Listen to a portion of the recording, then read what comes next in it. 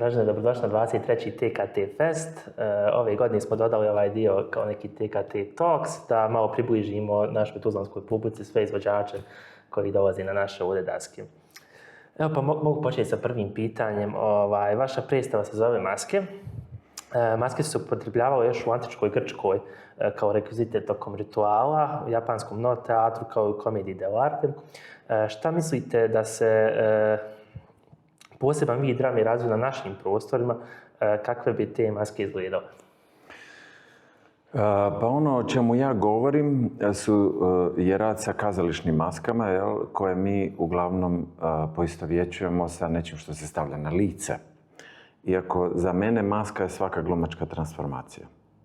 Tako da mi imamo te, mislim, i karaktere, svaki karakter na neki način je svoja maska, Karakter je tjelesan prije svega, pošto smo mi u teatru, u pozorištu, u kazalištu, u gledališću, onda se bavimo tijelom, ne bavimo se samo slikom. Ili tonom. Ili tonom, da. Tako da za mene glumačka transformacija je tjelesna, što uključuje i glas.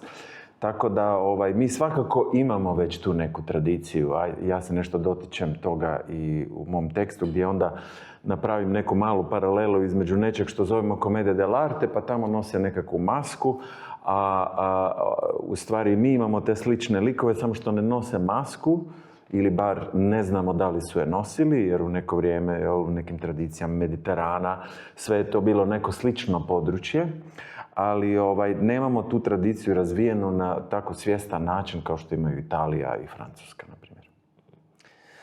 Evo, mi smo kroz naše istraživanje saznali da ste vi procirali pozorišnu predstavu putem crowdfundinga u Hrvatskoj.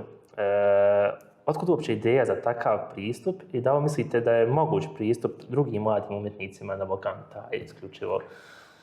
Pa imam nekako dvojak odnos prema tome. Mislim da je loše što je uspjela ta crowdfunding kampanja. Onda su svi oslonuli na ono, tako ćemo. Ne, lako za njih, nego institucija kaže, pa onda i ne trebate, jel? Što mislim da je katastrofa.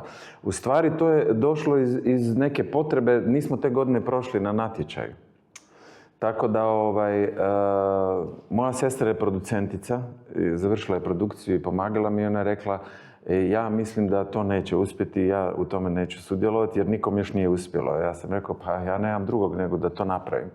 I onda je preko 100 osoba sudjelovalo i napravio sam predstavu Mistero Buffo, koja je na neki način, isto je ovdje gostovala, koja je na neki način srodna, one su kao iz iste familije, da tako kažem, te dvije predstave.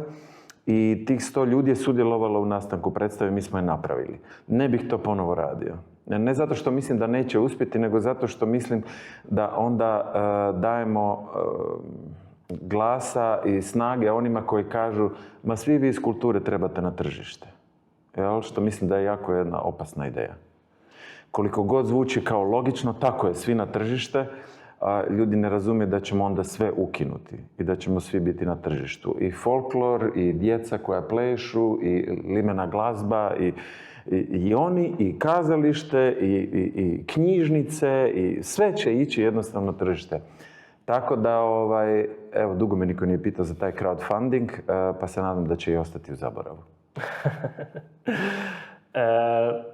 Da li vi doživljavate svoj rad kao ekstenziju svog života ili kao dio svog života? Kada stane glumac na scenu, nemoguće da ne bude ekstenzija svog vlastitog života, jer mi ne možemo glumiti nešto što nismo. Ne u smislu